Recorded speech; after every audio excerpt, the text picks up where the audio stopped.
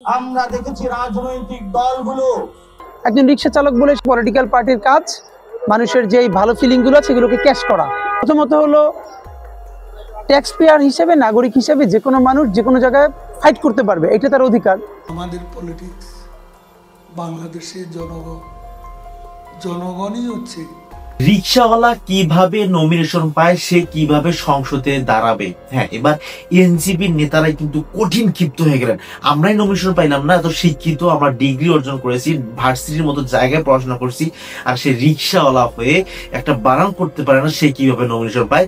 এনসিপির কি মাথা পাগল হয়ে গিয়েছে? দর্শক, আজকের ভিডিও খুবই গুরুত্বপূর্ণ। এরকমটি চাঞ্চল্যকর কিছু বক্তব্য উঠে এসেছে। চলুন আমরা কথা বাড়াবো না, সরাসরি ঘটনায় চলে যাব। না টেনে সম্পূর্ণ ভিডিওটি দেখতে থাকুন। অবশ্যই দেখা দরকার। ঢাকা ৮ আসনে রিক্সাওয়ালাকে নমিনেশন দিয়েছে ভাই, এটা কিভাবে সম্ভব? কেন দেবে? এটা মূর্খ মানুষ কিভাবে দেশ চালাবে? জি দর্শক, আজকে ভিডিও খুবই গুরুত্বপূর্ণ। চলুন আমরা সরাসরি দেখতে থাকি, শেষে আমরা কথা বলবো এই ব্যাপারটি নিয়ে। চলুন শোনা যাক। আমরা বিচারের অপেক্ষায় ছিলাম। শেখ হাসিনার বিচার হয়েছে, তাকে দ্রুত এনে ফাঁসি দিতে হবে। এই বর্তমান সরকারের নির্বাচনের পূর্বে অন্যতম এজেন্ডা। এবং ভারতকে বলবো, কোন ৯/৬ নয়, শেখ হাসিনাকে দ্রুত বাংলাদেশে পাঠান। যেই হেলিকপ্টারে গিয়েছিল ওই হেলিকপ্টারে আমরা শেখ হাসিনাকে জনগণের সামনে উপস্থিত চাই। শেখ হাসিনার দ্রুত বাংলাদেশে বিচার নিশ্চিত চাই, ফাঁসি চাই। কেন আজকে রাজপথে নেমে এসলাম? সারা বাংলাদেশে সংসদে যাওয়ার জন্য সবাই ভোট চেয়ে বেড়াচ্ছে। আমরা নির্বাচন প্রক্রিয়া যারা কাজ করছে তাদেরকে সাধুবাদ জানাই, কিন্তু ভোট পাওয়ার জন্য, কিছু সুবিধা পাওয়ার জন্য গণঅভ্যুত্থানের পূর্বে শেখ হাসিনার যত ধরনের অবৈধ কাজ, এগুলোর বিরুদ্ধে বাংলাদেশে অনেক দল, রাজনৈতিক ব্যক্তিবৃন্দ চুপ ছিল। আবার যখন ইলেকশন আসতেছে, আমার ভারতকে খুশি করতে হবে, আওয়ামী লীগের ভোট ব্যাংক সিকিউর করতে হবে, জাতীয় পার্টির মাধ্যমে আমরা সংসদে কিছু প্রতিনিধি পাঠাতে চাই, এই ধরনের নব্য বয়ান তৈরি করে সারা বাংলাদেশে আমরা দেখেছি রাজনৈতিক দলগুলো, বিভিন্ন যারা সিভিল সোসাইটি রয়েছে, তারা ভারত প্রশ্ন, আওয়ামী লীগের প্রশ্ন, জাতীয় পার্টি প্রশ্ন, 14 দল প্রশ্ন, যারা ব্যাংক লোপাট করেছে, বিভিন্ন জায়গায় যারা মানুষের উপরে গুম খুন নির্যাতন চালিয়েছিল, সকলের এই সকল ব্যবস্থার বিরুদ্ধে মুখে কুলু পেটে বসে আছে এখন। কিন্তু গণঅভ্যুত্থানের অগ্নিগর্ভ থেকে যে দলের জন্ম, জাতীয় নাগরিক পার্টি, যুব শক্তি, ছাত্র শক্তি, শ্রমিক শক্তি, নারী শক্তি, যতদিন বাংলাদেশে থাকবে ততদিন বাংলাদেশে আওয়ামী লীগ কোনদিন রাজনীতি করতে পারবে না। আমাদের দাবি সুস্পষ্ট। শেখ হাসিনার ফাঁসির রায় হয়েছে, উনি আওয়ামী লীগের দলীয় প্রধান থেকে আমাদের উপর খুনের নির্দেশ দিয়েছিলেন। এখন দল হিসাবে আওয়ামী লীগকে বিচারের কাঠ গড়ায় দাঁড় করাতে হবে। এই শেখ হাসিনার ফ্যাসিস্ট রিজিমের অঙ্গ প্রতিষ্ঠান জাতীয় পার্টি, তাকে বিচারের আওতায় নিয়ে আসতে হবে। শুধু তাই নয়, আরো তার যে ছোট ছোট গৃহপালিত যে দলগুলো রয়েছে, 14 দলীয় জোটের যারা রয়েছে, তাদেরকেও বিচারের আওতায় নিয়ে আসতে হবে।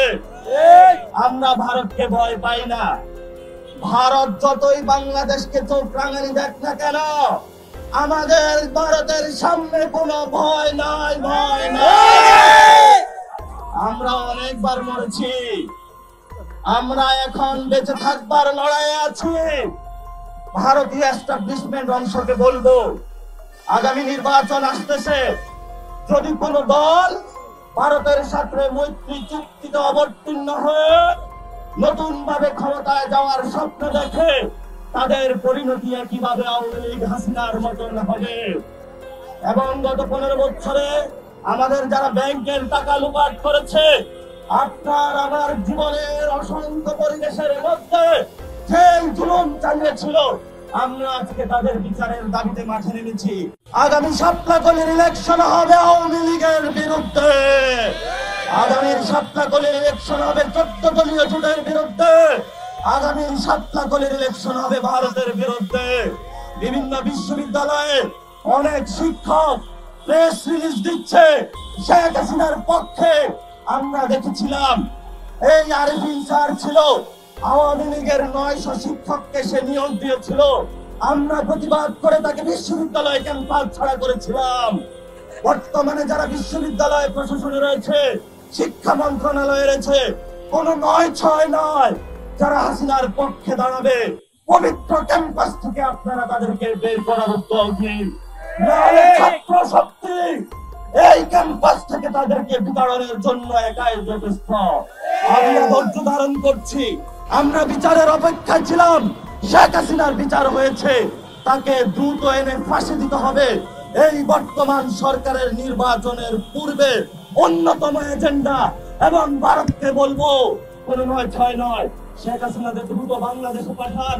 যেই হেলিকপ্টারে গিয়েছিল ওই হেলিকপ্টারে আমরা শেখ হাসিনাকে জনগণের সঙ্গে উপস্থিত চাই। শেখ হাসিনাকে দ্রুত বাংলাদেশে বিচার নিশ্চিত চাই, ফাঁসি চাই। পলিটিক্যাল পার্টির কাজ মানুষের যেই ভালো ফিলিং গুলো সেগুলোকে ক্যাশ করা, এটা চেষ্টা করেছে এনসিপি। প্রথমত হলো ট্যাক্স পেয়ার হিসেবে, নাগরিক হিসেবে যে কোনো মানুষ যে কোনো জায়গায় ফাইট করতে পারবে, এটা তার অধিকার। তাকে নিয়ে ট্রল করা যাবে না, এই মনস্তত্ত্ব আমাদের ভাঙতে হবে। একজন রিক্সা চালক বলে সে দাঁড়াতে পারবে না কেন? আমার পছন্দ না আমি ভোট দিব না, আপনার পছন্দ না আপনি ভোট দিবেন না, কিন্তু সে দাঁড়ালেই তাকে নিয়ে ট্রল করা, এইটা হলো খুব খারাপ জিনিস।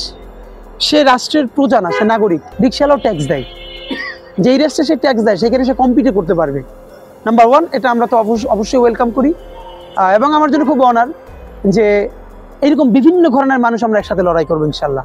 আর দ্বিতীয়ত হলো জনগণের জন্য যেটা বলা, এটা মানে প্লিজ মানে আমাদেরকে যোগ্যতর প্রার্থী খুঁজতে হবে পার্লামেন্টে, এই পার্লামেন্টের কাজটা করবার জন্য। মানে পার্লামেন্টে যেই কাজটা হয় সেই কাজটা যে ভালো করতে পারে।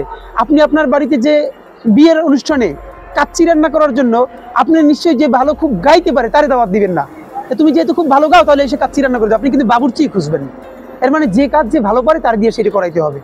সুতরাং আমরা যখন কনসার্ট করব ভালো শিল্পী খুঁজবো, আমরা যখন বাড়িতে রান্না বান্নার প্রোগ্রাম করব তখন ভালো বাবুর্চি খুঁজবো, আমরা যখন বিল বানাবো, ল বানাবো রাষ্ট্রের জন্য তখন ভালো পার্লামেন্টেরিয়ান যারা এটা ভালো বোঝে তাদেরকে চুজ করব।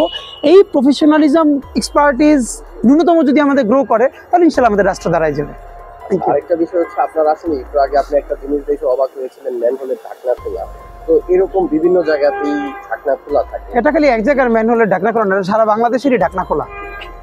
আপনি যদি খুঁজেন এটা সারা বাংলাদেশের। এবং দেখেন আমাদের মনস্তত্ত্ব কি, এটা তো মানুষ ভালো না হইলে হবে কেমনে? আমার মনে আছে গত বছর মৌচক থেকে বিকেরুন্নেসা ছুটির পরে মেয়েরা লাইন ধরে যায়, হাঁটু পর্যন্ত পানি বৃষ্টিতে। ফরচুনের ওপাশ থেকে এরকম একটা ঢাকনা খোলা, একটা মেয়ে পড়ে গেছে অর্ধেক। এই যে রাষ্ট্রের ঢাকনা নাই, এইটা সবার মিলে দিতে হবে, এটা একটা কথা। আমি বরং ভাবতেছিলাম চতুর্পাশ থেকে মানুষ খুব মজা নিয়ে দেখতেছে, এটা একটা মেয়ে ঢাকনা অর্ধেক পড়ে গেছে এবং খুব অড সিচুয়েশনে পড়ছে। মালিবাগ মোড়ে একজন মা তার বাচ্চারে নিয়ে রিক্সা উল্টে দিয়ে পড়ছে, পানি অর্ধেক। প্রথমত হইলো আপনার নাগরিক হিসেবে আপনার আমার লজ্জা পাওয়া উচিত, দ্বিতীয়ত ছুটে দৌড়ে যাওয়া উচিত, তৃতীয়ত যদি আমি মনে করি যে আমি তাকাই থাকলে সে লজ্জিত হয়, আমার যাওয়ার দরকার নেই, আমি অন্যদিক তাকাই থাকবো। আমরা কত বড় অসভ্য একটা কমিউনিটি গড়ে উঠছে আমরা নিজেরা সবাই। আমরা তাকাই থাকি, হাসি, ছবি তুলি, মনে করেন যে পরের ঢাকনাটাই তার মায়ের জন্য, তার বোনের জন্য, তার বউয়ের জন্য পড়তে পারে। ভাই, রাজনীতিবিদরা না আসমান থেকে নাজিল হয় না, অসভ্য মানুষদের মধ্য থেকে অসভ্য রাজনীতিবিদ তৈরি হয়। একটা সিভিল সোসাইটির মধ্য দিয়ে, একটা সভ্য জনগোষ্ঠীর মধ্য দিয়ে ভালো রাজনীতিবিদ তৈরি হয়। আল্লাহ কোনোদিন আসমান থেকে স্পেশাল পলিটিশিয়ান এখানে নাজিল করবেন না। আপনি, আমি, আমরা সবাই যদি একটু ভদ্র হই, সভ্য হই, তাহলে রাজনীতিবিদরাও সভ্য হয়ে যাবে, কারণ তারা তো আমাদের আত্মীয় স্বজন। সুতরাং ঢাকনা খোলা নিয়ে, এই ঢাকনাটা চুরি করছে কে? এখানে তো এমপিও নেয় নাই, কাউন্সিলরও নেয় নাই, নিচে তো এইখানে ড্রাগ অ্যাডিক্টেড যারা, তাহলে তাদেরকে আমাদের ঠিক করতে হবে। এইটাই রাজনীতিবিদদের জ্ঞান দিয়ে আসতে হবে, আমি ভালো না। দর্শক, রিকশার ঘটনা এবং এই প্রেক্ষিতে যে হাদি কথাগুলো বললেন, আসলেই কথাগুলো যুক্তিযুক্ত। তারা এনসিপির প্রত্যেকটা নেতা তারা ভালোই করেছেন যে বৈষম্য জিনিসটা থাকবে, সবাই দেশ চালাতে পারবে, কেন পারবে না, এবং সেখানে শিক্ষিত হইতে হয় না। আসলে অনেক নেতাকর্মী আওয়ামী লীগে ছিল যারা আসলেই তারা তেমন শিক্ষিত ছিল না, শুধুমাত্র টাকা এবং ব্যবসার জেরেই তারা মানে বনে গেছে এমপি। দর্শক, তবে এটা যেন বৈষম্য না থাকে, যেন টাকাওয়ালারাই শুধুমাত্র সংসদে থাকবে, এটা যেন না হয়। এই বৈষম্যকে এড়াতেই এনসিপি এরকম একটি উদ্যোগ। দর্শক, এই উদ্যোগটা আপনাদের কেমন লাগছে সেটা আমাদের কমেন্টস জানাবেন। আজকে ভিডিও পর্যন্তই, আল্লাহ হাফেজ।